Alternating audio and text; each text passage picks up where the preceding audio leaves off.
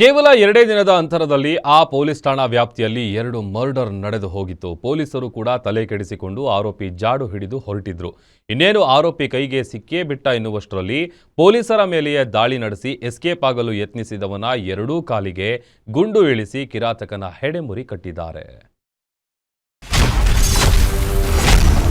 ಒಂದೇ ಏರಿಯಾದಲ್ಲಿ double murder. ಹಣಕ್ಕಾಗಿ ಸ್ನೇಹಿತರನ್ನೇ ಕೊಂದಿದ್ದ ಕಿರಾತಕ. ಹಂತಕನ ಮೇಲೆ ಹೆಬ್ಬಗೋಡಿ ಇನ್ಸ್ಪೆಕ್ಟರ್ ಫೈರಿಂಗ್.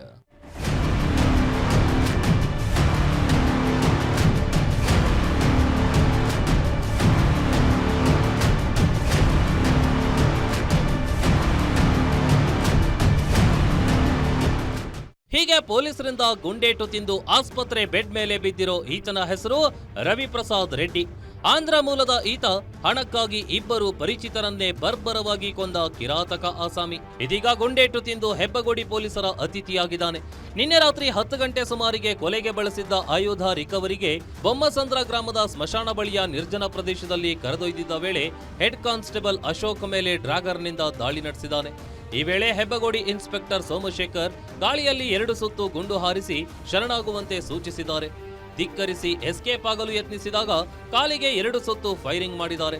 ಕುಸಿದು ಬಿದ್ದ ಆರೋಪಿಯನ್ನ ವಶಕ್ಕೆ ಪಡೆದ ಪೊಲೀಸರು ಗಾಯಾಳುಗಳನ್ನ ಖಾಸಗಿ ಆಸ್ಪತ್ರೆಗೆ ದಾಖಲಿಸಿ ಚಿಕಿತ್ಸೆ ಕೊಡಿಸಿದ್ದಾರೆ.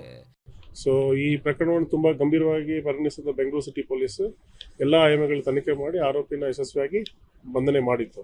ಬಟ್ ಇವತ್ತು ಆರೋಪಿನ ಕರ್ಕೊಂಡೋಗಿ ಅವನೇನು ಉಪಯೋಗಿಸಿದಂಥ ಒಂದು ಆಯುಧವನ್ನು ರಿಕವರಿ ಮಾಡೋ ಸಂದರ್ಭದಲ್ಲಿ ನಮ್ಮ ಹೆಡ್ ಕಾನ್ಸ್ಟೇಬಲ್ ಅಶೋಕ್ ಅವ್ರಿಗೆ ಇಲ್ಲಿ ನಮ್ಮ ಬೊಮ್ಮಸಂದ್ರದ ಸ್ಮಶಾನದ ಹತ್ರ ಇದೇ ವೆಪನ್ ಇದೆ ಅಂತ ಹೇಳಿದಾಗ ಸಾಕ್ಷ್ಯಾಧಾರಗಳನ್ನು ಕರ್ಕೊಂಡು ಸಂಗ್ರಹಿಸುವ ಸಂದರ್ಭದಲ್ಲಿ ಅವರು ನಮ್ಮ ಹೆಡ್ ಕಾನ್ಸ್ಟೇಬಲ್ ಮೇಲೆ ಡ್ಯಾಗರಿಂದ ಅಟ್ಯಾಕ್ ಮಾಡೋದಕ್ಕೆ ಪ್ರಯತ್ನ ಮಾಡಿದ್ದಾರೆ. ಇನ್ನು ಆರೋಪಿ ರವಿಪ್ರಸಾದ್ ರೆಡ್ಡಿ ಕಳೆದ 15 ವರ್ಷದ ಹಿಂದೆ ಆಂಧ್ರ ಪ್ರದೇಶದಿಂದ ಬಂದು ಆನೇಕಲ್ನಲ್ಲಿ ನೆಲೆಸಿದ್ದ. ತರಕಾರಿ ವ್ಯಾಪಾರ ಸೇರಿದಂತೆ ಬಿಸ್ನೆಸ್ ಮಾಡ್ಕೊಂಡಿದ್ದ. ಆದ್ರೆ ಇದೇ ತಿಂಗಳು 4ನೇ ತಾರೀಕು ಕಿತ್ತಗಾನಹಳ್ಳಿಯಲ್ಲಿ ಮಾದೇಶ ಎಂಬಾತನನ್ನ ಮನೆಯಲ್ಲಿಯೇ ಕುತ್ತಿಗೆ ಸೀಳಿ ಕೊಲೆ ಮಾಡಲಾಗಿತ್ತು. ಅದಾಗಿ 48 ಗಂಟೆಯಲ್ಲಿ ಹೆಬ್ಬಗೋಡಿ ಉದ್ಯಮಿ ಬಾಲಪ್ಪ ರೆಡ್ಡಿಯನ್ನ ಜಿಗಣಿ ಲಿಂಕ್ ರಸ್ತೆ ಬಳಿ ಕಿಡ್ನಾಪ್ ಮಾಡಿ 2 ಕೋಟಿ ಹಣಕ್ಕೆ ಡಿಮ್ಯಾಂಡ್ ಮಾಡಲಾಗಿತ್ತು. ತನಿಖೆ ವೇಳೆ ಸಿಕ್ಕ ಸಾಕ್ಷ್ಯಾಧಾರಗಳ ಆಧಾರದ ಮೇಲೆ ರವಿಪ್ರಸಾದ್ ರೆಡ್ಡಿನೇ ಈ 2 ಕೃತ್ಯದ ರೂವಾರಿ ಎಂಬುದು ಖಚಿತವಾಗಿತ್ತು. ಅರೆಸ್ಟ್ ಮಾಡಿದ ಬಳಿಕ ಬಾಲಪ್ಪ ರೆಡ್ಡಿಯನ್ನ ಕಿಡ್ನಾಪ್ ಮಾಡಿದ ದಿನವೇ ಕೊಂದು ತಮಿಳುನಾಡಿನ ಶಾಣಮಾವು ಕಾಡಿನಲ್ಲಿ ಎಸೆದಿರುವ ಸಂಗತಿ ಬಾಯ್ಬಿಟ್ಟಿದ್ದ ಈ ಹಂತಕ.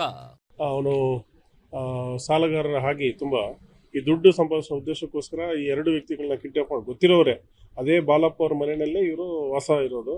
ಮತ್ತೆ ಮೊನ್ನೆ ಕೊಲೆಯಾದಂಥ ಮಾದೇಶವನಿಗೂ ಸಹ ಇವನಿಗೆ ದುಡ್ಡಿನ ವ್ಯವಹಾರ ಎಲ್ಲ ಇರುತ್ತೆ. ದುಡ್ಡು ಕೇಳಿದಾಗ ಕೊಟ್ಟಿಲ್ಲ, ಇವನ ಹತ್ರ ದುಡ್ಡೇ ಇದೆ ಅಂತ ಕಿಡ್ನಾಪ್ ಮಾಡೋ ಸಂದರ್ಭದಲ್ಲಿ ಅವ್ರು ಯಾವಾಗ ರೆಸಿಸ್ಟೆನ್ಸ್ ತೋರಿಸ್ತಾರೆ ಮತ್ತು ಇವನ ಹೆಸರು ಎಲ್ಲಿ ಆಚೆ ಬರುತ್ತೆ ಅನ್ನೋ ಉದ್ದೇಶಕ್ಕೆ ಐಡೆಂಟಿಟಿ ರಿವೀಲ್ ಆಗಬಾರ್ದು ಅಂತ ಹೇಳಿ ಇಬ್ಬರನ್ನು ಮರ್ಡರ್ ಮಾಡಿದ್ದಾರೆ.